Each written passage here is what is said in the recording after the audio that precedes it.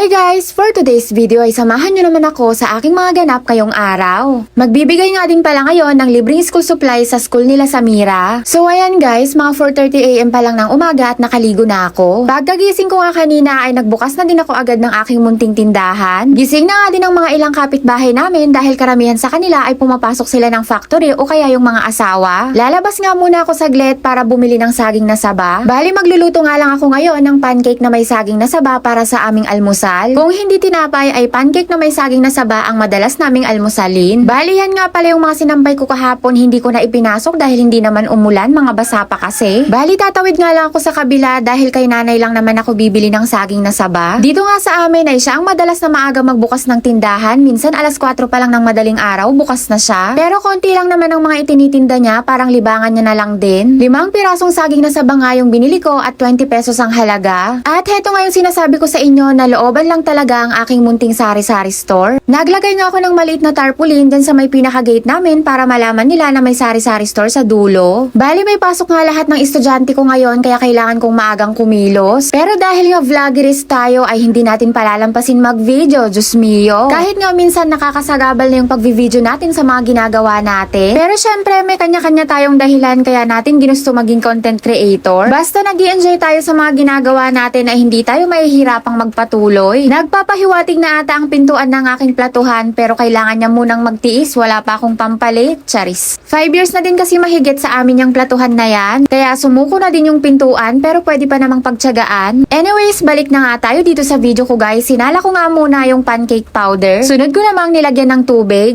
Pag ako pala yung naglalagay ng tubig, hindi ko sinusukat, basta tansya-tansya na lang. Pagkatapos ko ang timplahan ng tubig ay naglagay na ako ng isang itlog. Simple nga lang ako magluto ng pancake at wala na akong ibang nilalagay, madalas saging lang. Yung ibang naglalagay ng saging sa pancake ay blender or dinudurog nila pero ako hinihiwa-hiwa ko na lang, pwede na yan. Bali 3 saging nga lang yung nilagay ko at masyadong madami. At dahil nga madalian na nga hindi na maintindihan yung itsura ng gawa ko, Diyos mio, pero pwede na yan basta makakain. Fast forward na nga at heto, papasok na kami ni Samira. Pangit pa nga yung kalsadang dinadaanan namin dahil nga binabakbak at gagawin. Sobrang lapit lang naman ang pinapasukan ni Samira kaso nga lang napakabagal niya maglakad. Dahil nga din sa edad niya kaya kailangan mag-adjust at siguro dahil nga babae sobrang hinhin. Kaya ang madalas na mangyari ay lagi ko siyang binubuhat, buhat baba ko siya dahil nga nabibigatan na din ako sa kanya. Kaya ang ending, pagdating namin sa school niya ay pawis na pawis ako lagi dahil nga sa pagbubuhat sa kanya. Ngayon ko nga nalaman na napakahirap pa pala papasukin niyang ganyang edad, 3 years old. Pagdating nga namin sa school niya ay nagsisimula ng mag-ayos si teacher at yung mga kakumamis ko ng mga school supplies na ipapamigay.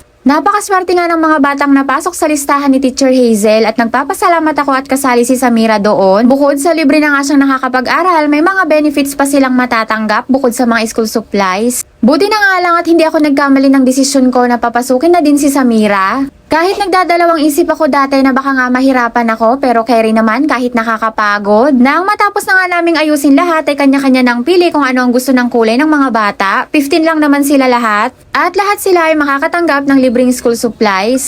At syempre hindi mawawala ang picture-picture. Kaso nga lang sa mga ganyang edad ay yung iba ayaw talaga magpa-picture, hindi mo sila mapili. Pagkatapos nga ng klase nila at hayan kumakanta na sila ng lupang hinirang. Pagkatapos nga nilang magkanta-kanta at magsayaw-sayaw ay umuwi na din kami ni Samira. Kahit nga sa pag-uwi ay pahirapan dahil nga napakadami niyang patalastas. Pero sa pag-uwi ay hinahayaan ko na lang siyang maglakad, hindi ko na siya binubuhat. Para nga masanay din siya maglakad ng medyo malayo. At heto nga isang dahilan at kung ano-anong ginagawa niya kaya natatagalan din kaming umuwi.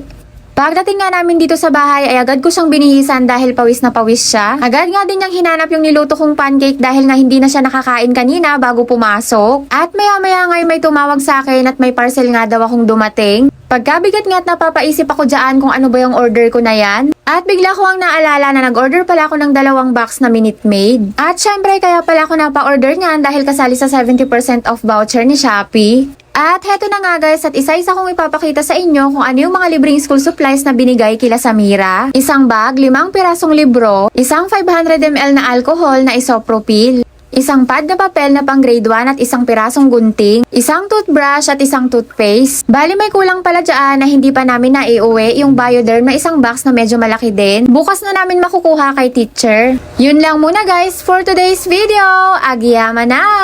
Bye-bye!